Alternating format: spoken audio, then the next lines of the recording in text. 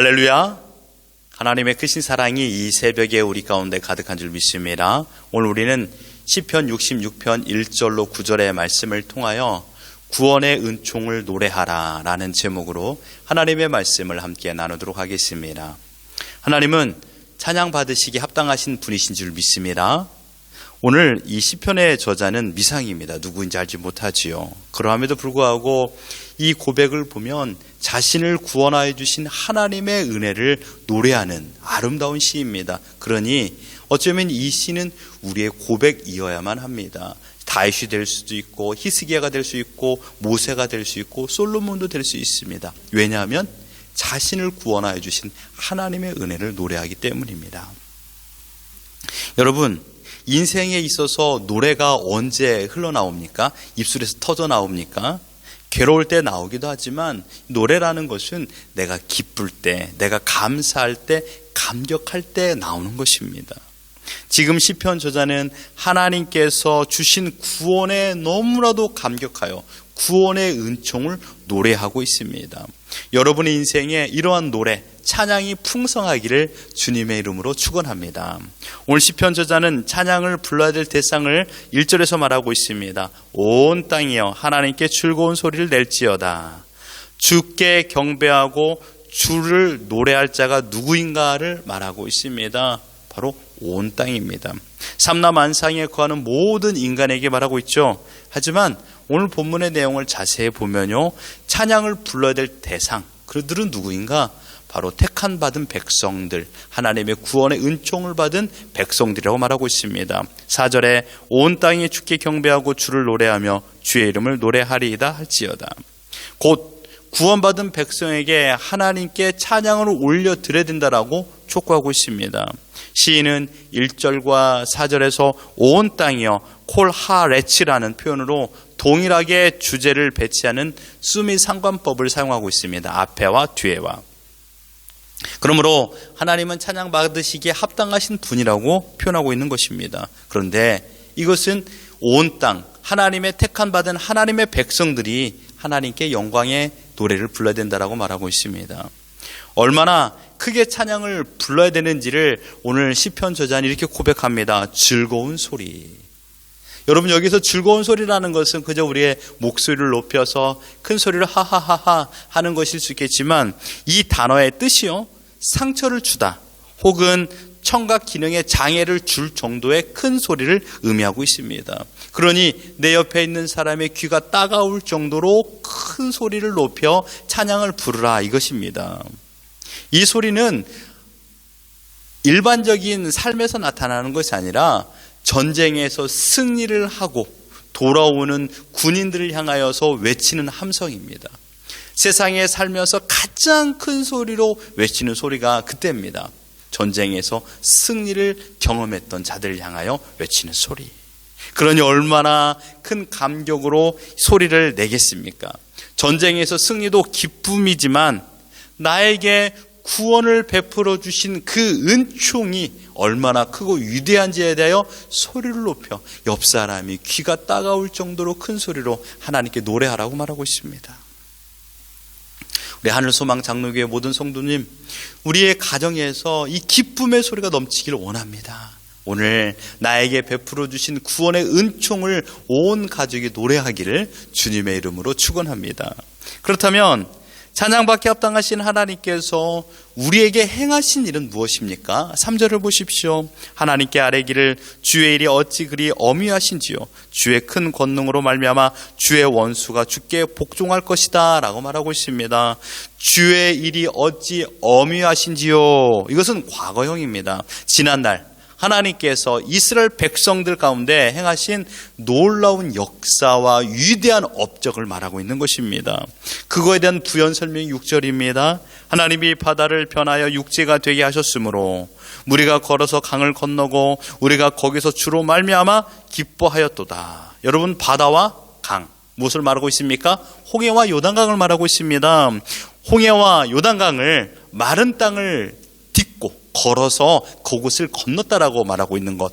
이 두 사건은 이스라엘 백성의 뇌리에 있어서 영원토록 잊지 않는 사건입니다. 출애굽할 때 하나님께서 홍해를 건너게 하셨습니다. 가나안 땅에 입성하는 출애굽 이후에 40년이 지나고 나서 가나안 땅을 들어가는 첫 길에 하나님께서 동일하게 홍해를 가르신 것처럼 요단강을 그래서 그곳을 건너가게 하여 주셨던 것입니다.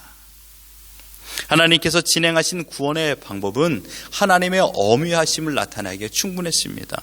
애굽의 10가지 재앙을 내리시기도 하고 홍해를 갈라 이스라엘 백성을 건너게 하시기도 하며 애굽이 자랑한 기병을 그곳에 빠뜨려 죽게도 하시고 또한 홍해를 건너고 광야 땅에서 40년 동안 만나를 먹이시고 그들에게 생수를 이 큰 반석에서 내어 주셨고 또한 요단강을 건너며 그곳에서 수많은 전쟁 가운데서 승리를 경험케 하신 하나님, 이 하나님은 찬양받기에 합당하신 분이다라고 고백하고 있습니다. 사랑하는 성도 여러분, 이스라엘 백성에게 구원의 은총을 베풀어 주셔서 하나님을 찬양하며 살아가야 된다는 걸 말했던 것처럼 지금 21세기 현재 오늘의 시간을 살고 있는 우리들에게도 하나님을 찬양할 만한 이유가 있습니다. 여러분, 우리가 많은 거 있지만 가장 위대한 것은 하나님께서 우리를 구원하시고 우리를 택하시고 우리를 보존하셨던 모든 시간들입니다. 그러니 이것을 통으로 놓고 본다라면 오늘 살아있는 것 자체가 하나님의 돌봄인 줄 믿습니다. 어제도 말씀을 보았듯이 신자가 살아갈 때 감사하는 이유를 보았습니다. 그러므로 우리 신자는, 하나님의 백성은 지금까지 살아왔던 모든 시간들, 이것이 하나님의 은총이요 더 나아가서 하나님의 돌봄이라는 것을 믿으며 하나님께 찬양하는 것입니다. 여러분, 더 큰 이유는 무엇입니까? 우리 존재가 무엇이었습니까? 허물과 죄로 죽었던 자들입니다. 죄의 무게를 인간이 감당할 수 없습니다. 죄를 해결할 만한 능력은 우리에게 없습니다. 아무리 많은 제사를 드린다 할지라도 그 제사는 영원성이 없습니다. 그저 단회적으로 그저 사죄만 있을 뿐입니다. 인간은 스스로 죄를 해결할 수가 없다라는 것이죠. 하나님께서 이 인간에게 있어 가장 치명적인 죽음이라는 문제를 해결해 줄 수 있는 유일한 방법, 이 죄 문제를 해결하기 위하여 성자 예수 그리스도, 성자 하나님을 성육신하여 이 땅에 보내신 것입니다. 성자 하나님이신 예수 그리스도는 임마누엘로 이 땅에 오시고 죽으시고 부활하셔서 우리와 함께 영원토록 거할 수 있도록 은혜를 베풀어 주셨습니다. 그리고 하나님께서는 이 예수 그리스도를 믿는 모든 자들에게 그 구원의 은총을 베풀어 주셨습니다. 사랑하는 성도 여러분, 우리는 이렇게 쉽게 대속 사건에 대해 이야기를 하는 경향이 많이 있습니다. 그러나 우리가 보기에는 너무나도 위대한 사건이기 때문에, 인간의 힘으로는 행할 수 없는 일이기 때문에 하나님께서 친히 이 모든 것을 계획하시고 주관하시고 일을 진행하셨습니다. 쉬운 사건이 아니라는 것입니다. 홍해를 건넌 것보다, 요단강을 건넌 것보다 더 위대한 사건, 더 놀라운 사건입니다. 예수 그리스도의 십자가, 또한 십자가의 죽으심과 부활은 하나님께서 모든 것을 계획하시고 하나님 자신이 우리의 죄를 위하여 십자가에 달려 죽으신 것입니다. 만물의 창조주가 보잘것없는 피조물을 위하여, 나를 위하여, 허물과 죄로 죽었던 나를 위하여 살리기 위하여 하나님 자신이 죽으신 것입니다. 얼마나 대단한 사건입니까? 정욕과 욕심에 붙들려 끌려다니는 포로인 나를 결박에서 풀어주시고 주님께서 그 포로가 되어주셨습니다. 나를 대신해서 인간 대제사장에게 농락을 당했습니다. 나를 대신하여 인간 백성들에게 채찍을 맞으셨습니다. 나를 대신하여 더러운 침을 받는 모멸감을 느끼셨습니다. 그러나 그분은 도살장에 끌려가는 어린 양처럼 아무런 말씀을 하지 않고 잠잠히 끌려가셨습니다. 끝내 저주가 있는 저주 아래 나무 십자가에서 죽임을 당했습니다. 참으로 경이로운 사건이 아니겠습니까? 이 사건은 너무나도 놀라운 사건이기에 오히려 많은 사람들이 쉽게 믿으려고 하지 않습니다. 인간의 사고로는 도저히 이해가 안 되는 사건이기 때문입니다.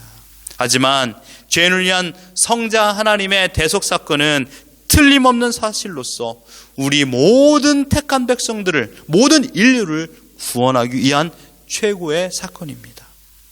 우리는 이 대속 사건으로 인하여 구원을 받은 자들입니다. 수렁에 빠져 건짐을 당한 것이 구원이라는 단어입니다. 구원의 은총을 받은 우리들입니다. 죄로 인한 죽음의 수렁에서 건지움을 받아 생명에 이르게 되었습니다. 우리를 구원하고 우리를 건지시게 하여 예수 그리스도께서 죽으신 것이죠. 이보다 더 하나님을 찬양할 만한 이유가 있습니까? 하나님께 노래할 만한 이유가 이보다 더 큰 것이 있을까요? 나의 잘됨, 내 자녀의 잘됨, 기도 응답, 이러한 이유로도 찬양해야겠지만 이보다 더 큰 것은 하나님께서 나를 사랑하여 주시고, 아멘입니다. 하나님께서 나를 사랑하여 주셔서 우리를 구원하게 하여 십자가에 죽으신 주님의 사랑이 더 크고 위대하기 때문입니다. 우리는 하나님이 우리를 구원하기 위하여 행하신 놀라운 일을 인하여 하나님을 찬양하며 하나님께 감사하는 삶을 살아야 됩니다. 하나님께서 이 놀라운 사랑을 허락하여 주셨습니다. 이 은혜를 경험한 자이기 때문에 신자의 삶은 영원토록 감사와 영원토록 기쁨의 찬양을 부르는 것입니다. 내 앞에 어떤 상황에 있다 할지라도 나의 힘이 되시고 나의 노래가 되어주시고 나의 산성이 되어주시는 하나님을 내가 의지하고 하나님을 찬양하는 것입니다. 하나님께서 우리를 지으신 목적이 있습니다. 이 백성은 내가 나를 위하여 지었나니 나를 찬송하게 하려 함이니라. 아멘. 우리가 해야 할 일은 단 한 가지입니다. 감사의 찬송을 하나님께 올려드리는 겁니다. 구원의 은총을 베풀어 주신 하나님을 노래하는 것입니다. 이 노래 소리를 내 자녀가 듣는 것입니다. 내 아내와 남편이 듣는 것이요, 이웃이 듣는 것입니다. 왜 저 가정은 매일마다 저렇게 기쁠까? 무엇 때문에 저렇게 행복하며 살까? 항상 웃으며 사는 이유가 뭘까? 그 궁금증을 유발하게 하십시오. 우리의 얼굴에 미소가 가득해야 됩니다. 구원의 은혜를 생각해 보십시오. 우리가 어디에서 왔다 어디로 가야 될 존재였습니까? 허물과 죄로 죽었던 우리들을 살려주신 그 은혜만을 생각해 봐도 우리는 충분히 감사할 수 있습니다. 다 잃어도 모든 걸 가진 자입니다. 왜냐하면 영원한 생명, 즉 영생을 가졌기 때문입니다. 하나님 품 안에 속하는 영생입니다. 바라옵기는 사랑하는 성도 여러분, 오늘 하루 하나님께서 나에게 베풀어 주신 그 은혜를 누리며 생각해 보며 구원의 은총을 베푸르신 하나님께 나의 노래를 올려드리십시오. 그래서 우리 애가 거하는 모든 시간마다 하나님을 사랑하고 하나님을 찬양하며 기쁨으로 오늘이라는 시간을 마주하는 우리 모두가 되기를 주님의 이름으로 축원합니다.